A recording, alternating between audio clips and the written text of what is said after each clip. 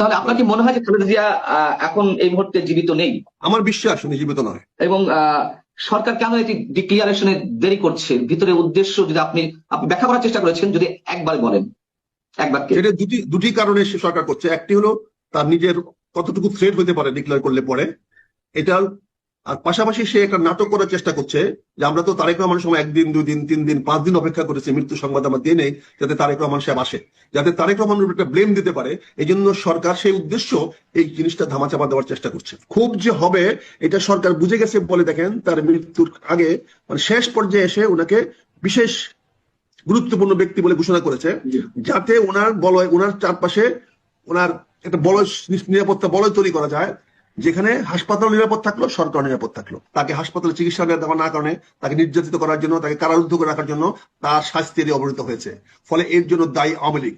এই ন্যারেটিভটা, এই যদি আপনার বিবরণটা, যেটাকে আমরা আজকে কি বলা হয় ন্যারেটিভ, এই ন্যারেটিভটা যদি বাংলাদেশের মানুষকে সামনে তুলে ধরা যায় স্পষ্টভাবে, তাহলে রোষটা কার দিকে যাবে? আর আমি দেখে আসার পরে আমার ব্যক্তিগত অভিজ্ঞতায় বা আজকেও আমি যেটা দেখলাম, কথাবার্তা যেটা বলা হচ্ছে, তাতে আমি মনে করি সবার কাছে আমি দোয়া চাই যে ওনাকে আল্লাহ যেন বেহেশত নসিব করেন। হয়তো ওনার নিথর দেহটা হয়তো এখনো ইয়াতে আছে, ওনার নিথর দেহটা হয়তো না, সরি, ওনার নিথর দেহটাই এখন আছে ওই এবার গেট হাসপাতালে। তার ভিতরে আত্মা আছে কিনা আমি জানি না, সে আত্মা চলে গেছেন কিনা আমি জানি না। আজকেও আমি একটা ব্রিফিং শুনলাম আমাদের স্বাস্থ্য ম্যাডামের, স্বাস্থ্য অফিসার, স্বাস্থ্য ডাক্তার, যে উনিও ওষুধ নিচ্ছেন। উনি কিন্তু বললেন না যে মুখে নিচ্ছেন। ইঞ্জেকশন তো ডেড বডিতেও দেওয়া যায়, স্যালাইন ডেড বডিতেও দেওয়া যায়। এটা ফ্লুট চলবে তো, এটার সঙ্গে হার্টের কোনো সম্পর্ক নাই, হার্টবিটের সম্পর্ক নাই। ইনজেকশন যাবে ডেড বডিতে? আর্টিফিশিয়াল হলে যাবে না কেন? আর্টিফিশিয়ালি যখন আপনি ব্রিদিং করাচ্ছেন তখন যাবে না কেন? আপনি তো ভেন্টিলেটর দিয়েছেন, তার মানে হার্ট ফেল করেছে, কিন্তু আপনি তাকে চালায় রাখতেছেন। যে মুহূর্তে আপনি এটাকে বন্ধ করে দিবেন পাম্পিং, সেই মুহূর্তে সেটা শেষ হয়ে যাবে।